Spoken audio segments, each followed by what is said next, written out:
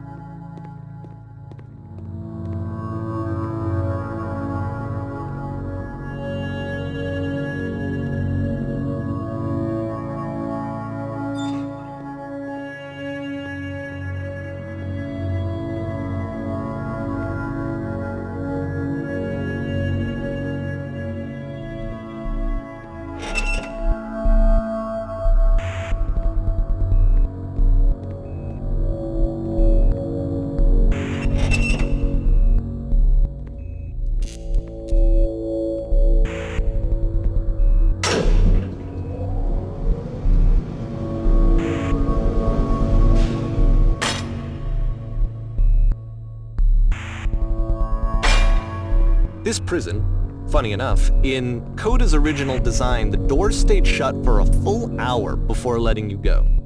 If you don't mind, I think we're gonna skip that. This is something that he and I used to argue about a lot. You know, whether a game ought to actually be playable, whether it means anything if no one can get through it. And I would always defend that, you know, all this work goes into the game, why not make it playable and accessible? And so we just got into heated arguments over it, and there was one time that after one of these conversations, he went home, and a day or two later, he sent me a zip file entitled Playable Games that was full of hundreds of individual games, each of which was just an empty box that you walked around in and nothing else. Believe me, I played every single one of those just to find out if there was like a gag hidden somewhere. There wasn't.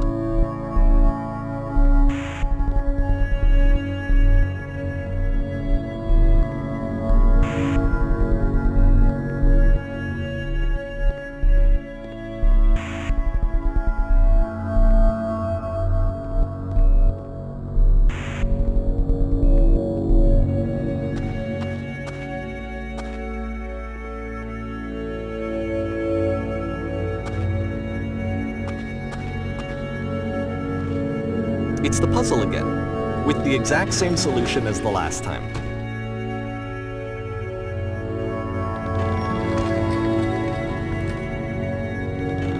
There's still no clear indication of what makes this puzzle so special that Coda is going to return to it over and over.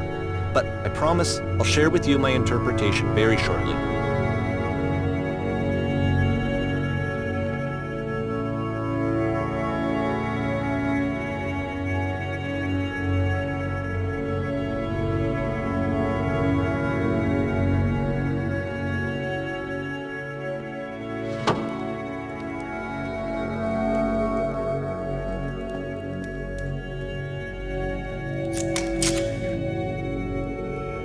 Here, Coda begins using a kind of dialogue system that he fashioned out of the engine's chat capabilities. Use the 1, 2, 3 buttons on your keyboard to respond.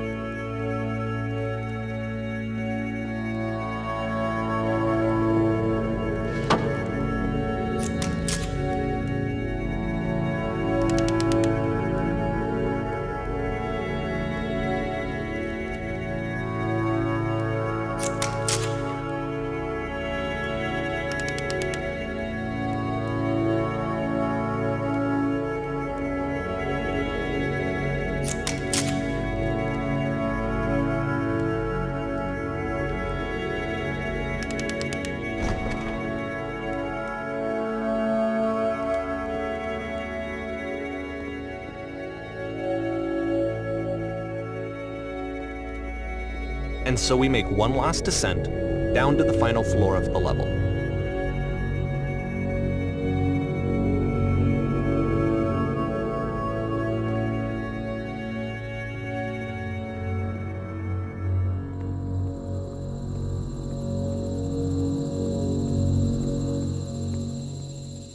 It's a lamppost. Okay, I can't tell you quite why, but for some reason Coda fixates on this lamppost. It's going to appear at the end of every single one of his games from here on out. I'll tell you what I think. I think that up to this point, he's been making really strange and abstract games with no clear purpose, and maybe you can only float around in that headspace for so long. Because now he wants something to hold on to. He wants a reference point. He wants the work to be leading to something. He wants a destination, which is what this lamppost is. It's a destination. We're going to see it in the work as well. His games are just going to become a lot more cohesive, a lot more fully developed, with more of a clear idea behind them. And as we go, that idea will get clearer and clearer and clearer.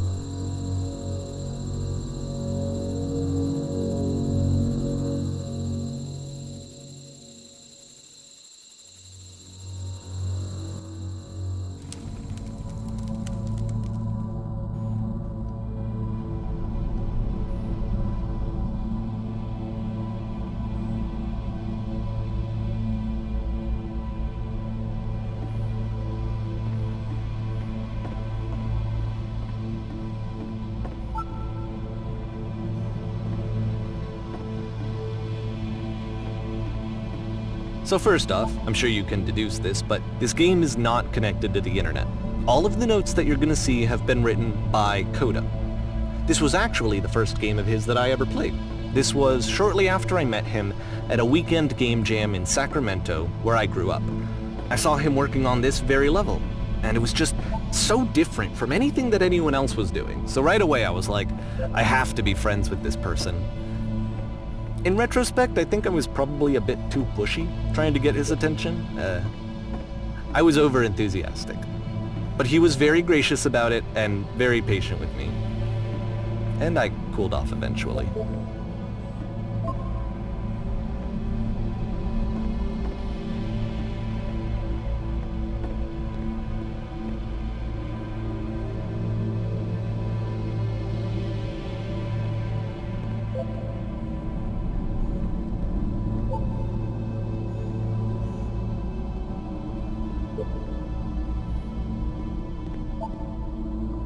Oh, feel free to skip over any of these notes if they're not doing anything for you. Nothing extra is going to happen if you read all of them.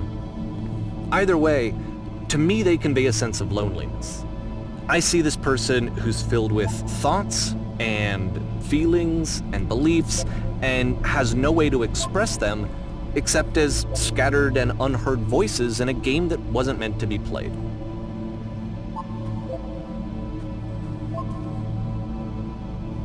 But it's ironic, isn't it, that in playing this game and seeing how alone Coda often felt, that we get to know him better and actually kind of connect with him. And I have to be honest with you, this idea is really seductive to me, that I could just play someone's game and see the voices in their head and get to know them better and have to do less of the messy in-person socializing. I could just get to know you through your work. I think this is why I always liked Coda's games so much, is because it felt like they let me have that connection. I felt as though he was inviting me personally into his world. And then I feel less lonely too.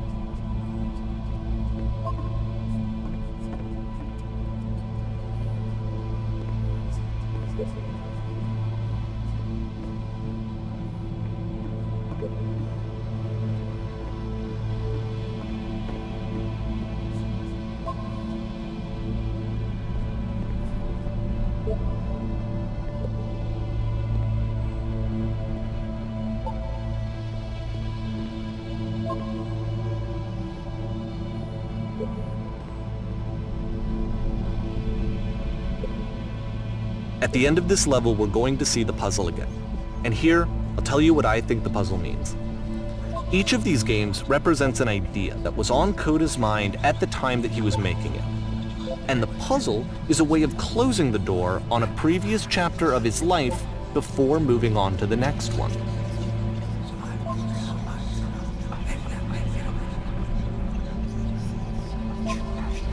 In each of his games, after exploring a theme that, he might find difficult, Coda can then place this puzzle that he knows has a reliable solution, he understands exactly how it works, and so it gives him a simple mechanism for moving on.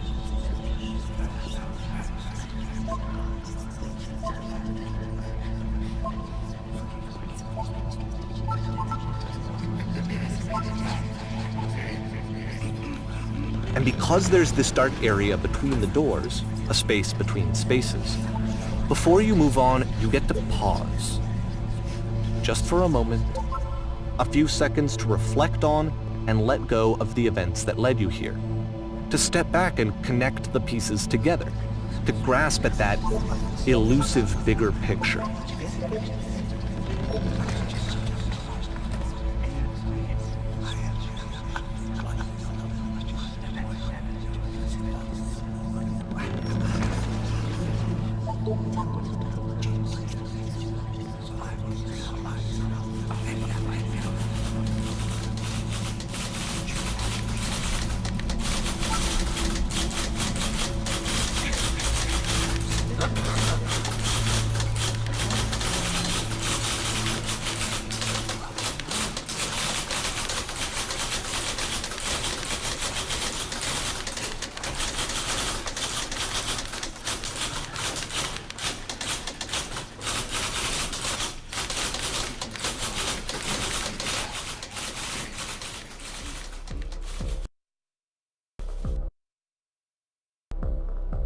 Okay, this one is